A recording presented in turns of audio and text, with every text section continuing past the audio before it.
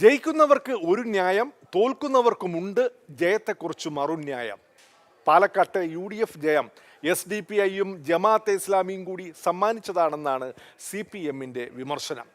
Parliament തെരഞ്ഞെടുപ്പ് പരാജയത്തിന് ശേഷമുള്ളതാണ് പാർട്ടിയുടെ ഈ രാഷ്ട്രീയ ലൈൻ. പാലക്കാട്ട് രാഹുൽ മാങ്കൂട്ടത്തലിന്റെ വിജയം ആഘോഷിക്കാൻ SDPIക്കാരും കൂടി ചേർന്നത് ചൂണ്ടിക്കാട്ടിയാണ് വിമർശനം. ആരെങ്കിലും വോട്ട് ചെയ്താൽ വോട്ട് വേണ്ട എന്ന് പറയാൻ പറ്റുമോ? പാലക്കാട്ടെ തോൽവി വിശദീകരിക്കാൻ വിഷമിച്ച് ഇടത് നേതൃത്വം. ലോകത്തിന്നുവരെ ആരും കാണിച്ചിട്ടില്ലാത്ത ഒരു തറവേല ഞാനിപ്പോ ഇവിടെ കാണിക്കാൻ പോവാണ്. കൂടെ നിന്നോണം. നീ വേഗം കാണിക്കേ. ന്യൂനപക്ഷ വർഗീയതയുടെ ഏറ്റവും പ്രധാനപ്പെട്ട വിഭാഗം SDPIയും ജമാഅത്തെ ഇസ്ലാമിയാണ്. ജമാഅത്തെ ഇസ്ലാമിയും SDPIയും അതിശക്തിയായി കോൺഗ്രസ് സ്ഥാനാർത്ഥിക്ക് വേണ്ടി പ്രവർത്തിക്കുന്ന കാഴ്ചയാണ് നമ്മളവിടെ കണ്ടത്. എനിക്ക് BJPക്കാർ പറയുന്നത് എനിക്ക് മനസ്സിലാക്കാം.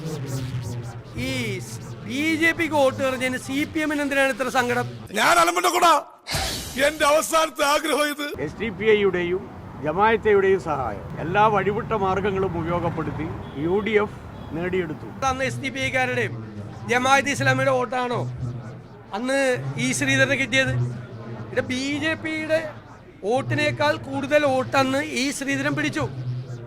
ആ വോട്ടിലൊരു നല്ല ഭാഗം രാഹുൽ മാങ്കൂട്ടത്തിൽ തിരിച്ചു പിടിച്ചു. ഇപ്പൊ ക്ലിയർ ആയി. അല്ലെ ഡൗട്ട് അടിച്ച് പണ്ടടങ്ങി പോയനെ. 4 വോട്ടിന് വേണ്ടി വർഗീയതയെ ചേർത്ത് പിടിക്കാൻ ഒരു മടിയില്ല.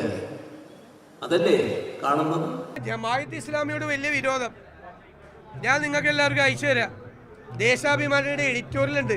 1996 ഏപ്രിൽ 22 എഴുതിയ എഡിറ്റോറിയൽ ജമാഅത്തെ ഇസ്ലാമിയുടെ പിന്തുണയെ സ്വാഗതം ചെയ്തുകൊണ്ട്. ഞാൻ ഈ കൂറകളൊന്നും വായിക്കാറില്ല. ഒന്ന് വായിച്ചു നോക്കണം. പ്രിയങ്ക ഗാന്ധിക്ക് പരസ്യ പിന്തുണയല്ലേ ജമാഅത്തെ ഇസ്ലാമി പ്രഖ്യാപിച്ചത്? എന്ത് പറയാനുണ്ടായി കോൺഗ്രസിന്? ജമാഅത്തെ ഇസ്ലാമിയുടെയും SDPയുടെയും പിന്തുണ പരസ്യമായി വരുമ്പോ പ്രതികരിക്കണ്ടേ? തെരഞ്ഞെടുപ്പിൽ മത്സരം വോട്ടിന് വേണ്ടിയാണ് എന്നുള്ളത് ശരിയാണ്. പക്ഷെ ആ വോട്ട് ഏതുമാകാമെന്നാണോ? ഈ പിണറായി വിജയൻ ജമാഅത്തെ ഇസ്ലാമിയുടെ ആസ്ഥാനത്ത് പോയിട്ടുണ്ട്.